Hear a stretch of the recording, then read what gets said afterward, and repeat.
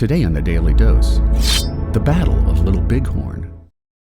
Known by Plains Indians as the Battle of the Greasy Grass, the Battle of Little Bighorn was an armed engagement between combined forces of the Lakota, Northern Cheyenne, and Arapaho Indians against the 7th Cavalry Regiment of the United States Army. Part of the Great Sioux War of 1876, the battle took place along the Little Bighorn River within the Crow Indian Reservation of the Montana Territory. On June 26, the ensuing battle would prove to be an overwhelming victory for the Indians, as well as what would become known as Custer's Last Stand. Setting out on a spring campaign to engage the Indians anywhere they could be found, Colonel John Gibbon's 6 companies left Fort Ellis in western Montana Territory on March 30th, intending to patrol the Yellowstone River. Brigadier General George Crook's 10 companies moved north from Fort Fetterman in the Wyoming Territory on May 29th, marching toward the Powder River area, while Brigadier General Alfred Terry's 12 companies departed westward from Fort Abraham Lincoln in the Dakota Territory. Lieutenant Colonel George Custer's 12 companies and a Gatling gun detachment departed westward from Fort Abraham Lincoln on May 17th, accompanied by teamsters and packers with 150 wagons and a large contingent of pack mules. At sunrise on June 25th, Custer's scouts reported a massive pony herd near the Little Bighorn River, along with signs of an Indian village. Not wanting the Indians to flee before a fight, on the morning of June 26, Custer decided to attack without waiting for reinforcements. With an impending sense of doom, Custer's Crow Indian scout Half-Yellowface prophetically warned Custer that "you and I are going home today by a road we do not know." Expecting only around 800 belligerent warriors, Major Marcus Reno was first to attack the village, until his line was overrun by upwards of 2,000 warriors led by Crazy Horse and Chief Gall. 29 troopers were killed during the retreat, while another 15 men went missing. As for Custer's bad day, the precise details are largely conjectural, since none of the American combatants would survive. Later pieced together by Indian accounts, Custer's force of 210 men had been engaged by the Lakota and Northern Cheyenne, about 3.5 miles to the north of Reno's fallback position. After the battle was over, troops came to recover the bodies, discovering that the dead soldiers had been stripped of their clothing and ritually mutilated. The dead were hastily buried where they fell, while Custer's body was discovered with 2 gunshot wounds, one to his left chest and the other to his left temple. Some Lakota oral histories assert that Custer committed suicide to avoid capture and subsequent torture, though this is usually discounted by historians since the wounds were inconsistent with his known right-handedness.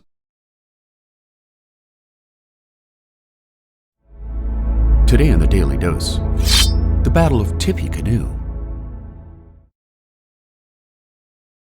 Following the 1809 Treaty of Fort Wayne, which forced Indiana tribes to sell 3 million acres of land to the U.S. government, Shawnee Chief Tecumseh organized an alliance of Native American tribes to beat back the rising horde of pioneers from settling on native lands.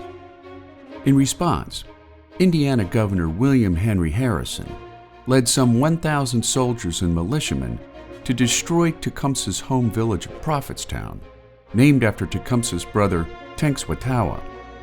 When Harrison arrived on the evening of November 6, 1811, he agreed to a ceasefire with Tenskwatawa until Tecumseh could return home from a recruiting campaign to the 5 civilized tribes, forcing Harrison to set up defensive positions along the banks of Burnett Creek. During the night, Tenskwatawa incited Shawnee warriors to take up arms against the soldiers, chanting war songs and incantations that promised protection from the enemy's bullets, despite Tecumseh's warning not to attack soldiers until he could return home with reinforcements. At dawn the next morning, Harrison's troops found themselves completely surrounded, and when warriors laid down a diversionary attack on the northern end of Harrison's rectangular defensive lines, a fierce attack on the southern flank caused a desperate pullback when 2 commanding officers were killed by warriors. Harrison was able to strengthen his exposed southern flank by transferring the Indiana Mounted Rifles, forcing the warriors to pull back before a second brutal attack. Possessing superior firepower and training, Harrison's troops eventually won the day, while disheartened native warriors abandoned Prophetstown in a no-confidence vote against Tenskwatawa's fill-in leadership. The next day, Harrison burned Prophetstown to the ground before beginning his long march back to Vincennes. Tecumseh returned to Prophetstown 3 months later, and when he saw his home village in ruins, the defeat ended his dream of a Native American alliance against the white man. The defeat at Tippy Canoe would also lead Tecumseh into an alliance with Great Britain during the coming War of 1812, which played a key role in Britain's early successes in the Great Lakes region. 29 years later, during the largely issueless presidential election of 1840, Harrison's victory at Tippy Canoe propelled him into the White House, making the Battle of Tippy Canoe a major turning point during the protracted years of the American Indian Wars.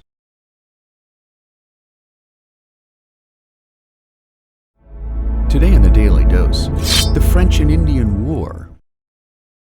When the French built Fort Duquesne near present-day Pittsburgh, the incursion on British colonial soil sparked the 7 Years' War, known by American historians as the French and Indian War of 1754 to 1763. During the early years of the conflict, British war efforts were hampered by lack of interest back home and France's strong alliance with Native American tribes, which led to a succession of British defeats by colonial and British military leaders, including a young George Washington, General Edward Braddock, and Governor William Shirley of Massachusetts.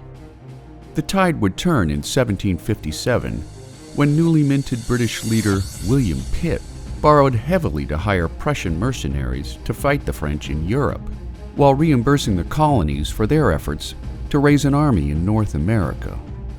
By July of 1758, British troop buildups in the colonies led to Britain's first significant victory at Louisbourg, near the mouth of the St. Lawrence River, followed by a second British victory a month later when British troops stormed Fort Frontenac, near present-day Kingston, Ontario.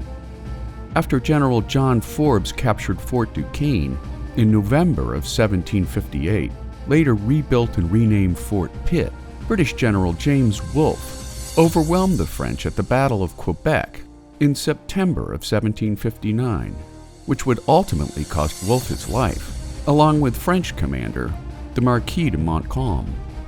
When the British took Montreal in September of 1760, the French lost their last foothold in North America.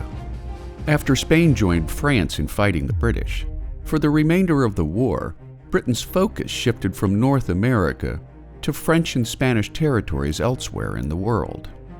The French and Indian War in North America ended on February 1, 1763, with the signing of the Treaty of Paris, obliging France to hand Canada over to Great Britain, while Spain ceded Florida to the British in order to regain control over Cuba, which in turn saw France cede Louisiana to Spain. While the removal of European colonial rivals from North America opened up the Mississippi Valley to westward expansion, the war doubled Britain's national debt, prompting King George II to reason that the 13 colonies should contribute to paying down Britain's war debt in return for its liberation from European colonial incursions into North America. The King's policies would lead to the wildly unpopular Townshend Tea and Stamp Acts, which further outraged colonists under the unifying banner of no taxation without representation, which ultimately led to the American Revolution. 15 years after the signing of the Treaty of Paris, French resentment over its losses in North America would lead them to side with the newly formed United States of America in the Revolutionary War.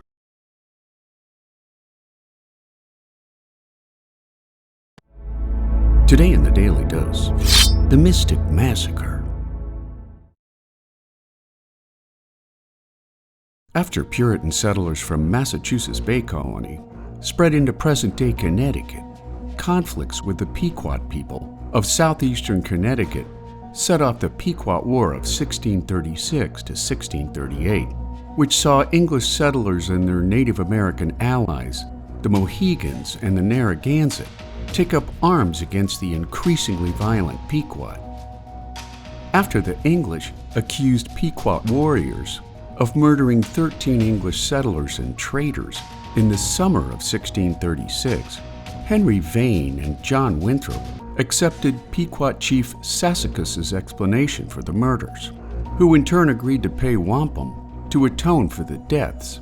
But when Vane sent Massachusetts Bay Colony Governor John Endicott to one of the Pequot's forts to demand additional wampum, at the same time demanding Pequot children be held as hostages to ensure the natives' good behavior, the Pequots refused. After Endicott attacked and burned several Niantic villages on Block Island, followed by a Pequot village along the Connecticut River, the Pequots retaliated with a string of raids on English settlements that persisted into the spring of 1637. With an eye on eliminating the Pequot threat once and for all, Endicott organized a large military force.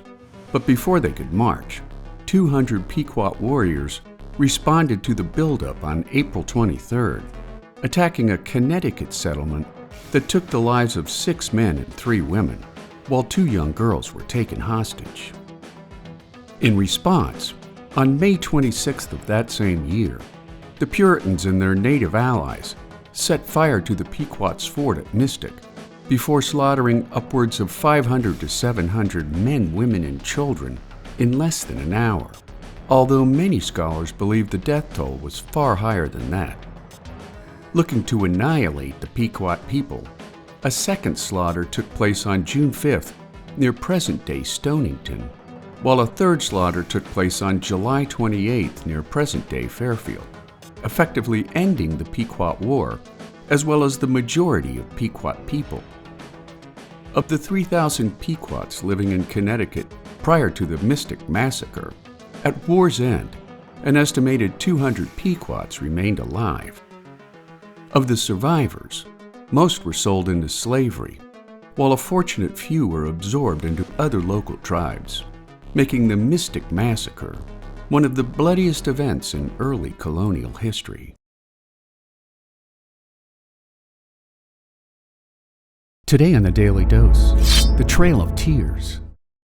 Amid increasing pressures by European settlers in the southeast United States to remove Native Americans from lands east of the Mississippi, President Andrew Jackson gained congressional passage of the Indian Removal Act in 1830, which kicked off a series of forced relocations of Native Americans that collectively became known as the Trail of Tears.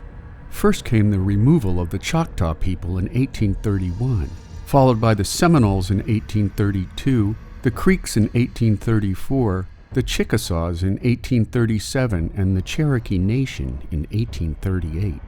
Of the 16,543 Cherokees that were relocated in 38, scholars now believe that approximately 2,000 to 8,000 perished along their route into modern-day Oklahoma. Known collectively as the 5 civilized tribes, all told, some 60,000 Native Americans and black slaves that lived among the tribes were forced to relocate out of the American Southeast, causing many to die from exposure, disease, and starvation along the 2,200 miles of land and sea routes established by the federal government. While the U.S. government at first acknowledged that 400 Native Americans had perished during these forced marches, scholars soon revised that number upwards to 4,000, although many historians today suggest that the Cherokee migration alone killed 1/4 to 1/3 of her people when they were forced to march 10 miles a day in knee-deep snow. By 1837, some 46,000 Native Americans had been removed from their homelands, opening up 25 million acres for resettlement by predominantly European immigrants. People at the time of the Trail of Tears migrations knew what the federal government was doing was wrong, maybe even illegal in light of previously signed treaties with the southeastern Indians, yet under the uniquely American belief in manifest destiny and American exceptionalism, Most white Americans looked away in the name of progress, expansion, and a greed-inspired thirst for land ownership.